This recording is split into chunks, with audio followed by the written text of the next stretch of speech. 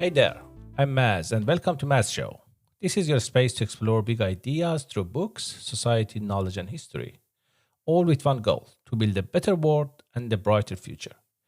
If you are curious, reflective, and ready to grow, you're in the right place. So tap follow, hit subscribe, and let's get thinking.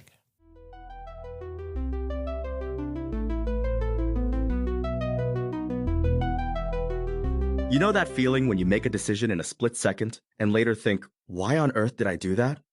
Today, we're diving into the fascinating world of how our minds actually work through the groundbreaking insights of Nobel Prize winner Daniel Kahneman's Thinking Fast and Slow. By the end of this episode, you'll understand why you make the decisions you do, and more importantly, how to make better ones. And it's such a crucial topic because these mental processes affect literally every decision we make, from what we eat for breakfast to major life choices like career moves or relationships. So let's start with the big picture. What exactly are these two systems of thinking that Kahneman talks about? Well, according to Kahneman's research, we have two distinct ways of thinking. System 1 is fast, automatic, and intuitive. It's what we use when we read a billboard or recognize a friend's face. System 2, on the other hand, is slow, deliberate, and logical, like when we're solving a complex math problem. So System 1 is like our mental autopilot? Exactly. And you know what's fascinating? System 1 is actually doing most of the heavy lifting in our daily lives. It's handling thousands of quick decisions without us even realizing it. But I'm guessing there's a catch to this efficient system? Oh, absolutely. While System 1 is incredibly efficient, it's also prone to systematic errors and biases. It jumps to conclusions, often ignoring important information that doesn't fit its immediate pattern recognition. Can you give us an example of when this might happen? Sure. Think about when you're shopping. System 1 might make you buy something impulsively because it's on sale, without considering if you really need it or if it's actually a good deal. Oh, wow, that hits close to home. I definitely know that feeling. And here's what's really interesting. Even when we think we're being rational, our System 1 beliefs and biases are still driving many of our choices. So what's System 2 doing while all this is happening? Well, System 2 is supposed to be our mental supervisor, checking System 1's quick judgments. But here's the thing, System 2 is lazy. It takes effort to engage it, and our brains naturally try to conserve energy. Wait, so you're saying our rational thinking system is lazy? According to Kahneman's research, yes. It's like having a smart but unmotivated student in class. They could do the work, but they'd rather let someone else handle it. That's fascinating. But surely being intelligent helps overcome these biases?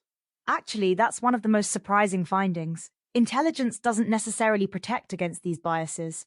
Even highly educated people fall into these thinking traps. Really? That's kind of unsettling. It is. And you know what makes it even more interesting? These biases show up in really important decisions, not just trivial ones. Like, what kind of decisions?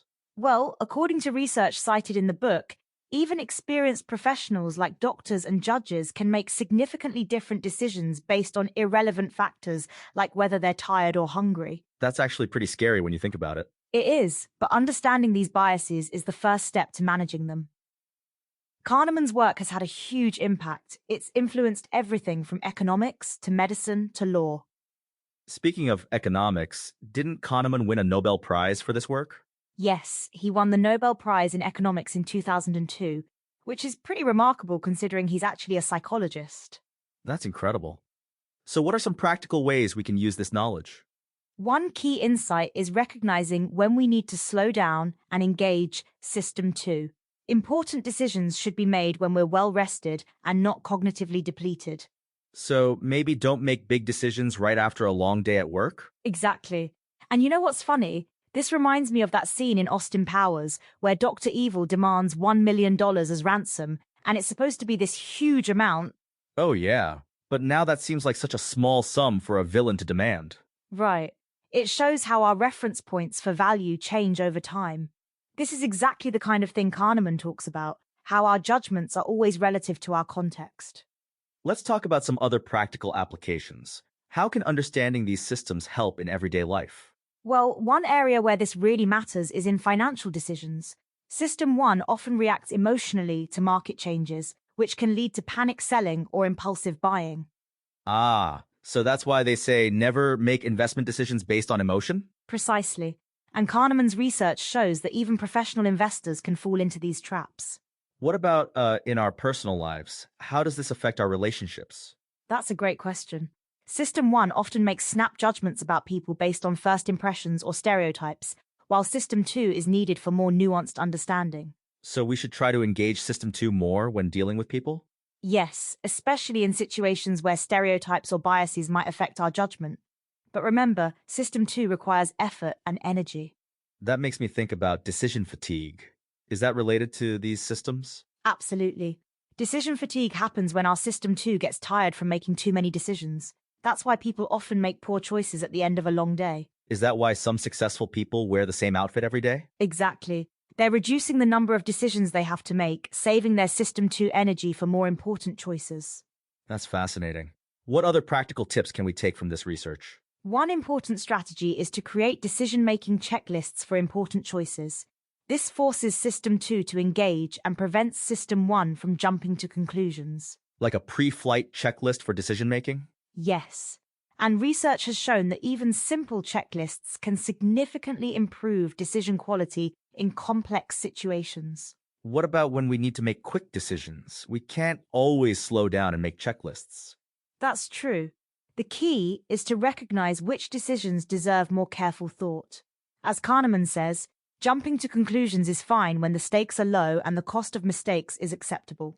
So it's about finding the right balance? Exactly. We need both systems, System 1 for efficiency and System 2 for accuracy when it matters most. What surprises people most when they learn about these two systems? I think it's the realization that we're not as rational as we think we are. Our conscious mind often creates logical-sounding explanations for decisions that were actually made by our intuitive System 1. That's kind of humbling, isn't it? It is, but it's also empowering once you understand it. Knowledge of these systems gives us tools to make better decisions. So what's the key takeaway for our listeners? I'd say it's this. Our minds are amazing but imperfect tools. Understanding their strengths and weaknesses helps us use them better. And it seems like awareness is really the first step, right? Absolutely. Just knowing about these two systems makes us more likely to catch ourselves when we're making important decisions on autopilot. This has been incredibly enlightening. Any final thoughts? Yes, remember that these insights aren't just academic. They can genuinely improve our decision-making in every aspect of life. Remember, next time you're making an important decision, take a moment to ask yourself, is this my System 1 talking, or should I slow down and let System 2 take the wheel? And maybe don't make any million-dollar decisions when you're hungry. Ha! Perfect way to end. Thanks for joining us, everyone. And remember, sometimes thinking slow is the fastest way to make the right choice.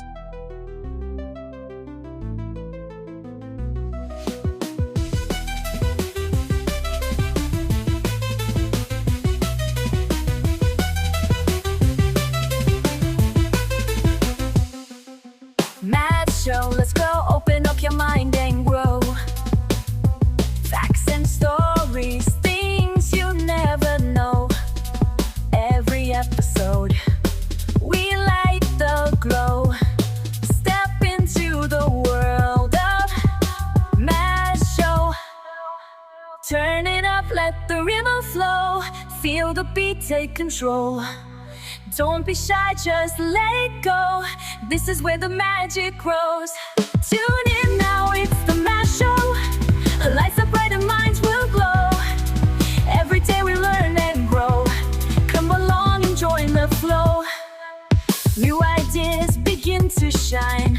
Breaking limits, crossing lines. Every moment feels divine. In the world of Mass Show time. Turn it up, let the rhythm flow. Feel the beat, take control. Don't be shy, just let it go. This is where the magic grows. Tune in now, it's the Mass Show. Lights up bright and minds will glow. Every day we learn and grow. Come along and join the flow.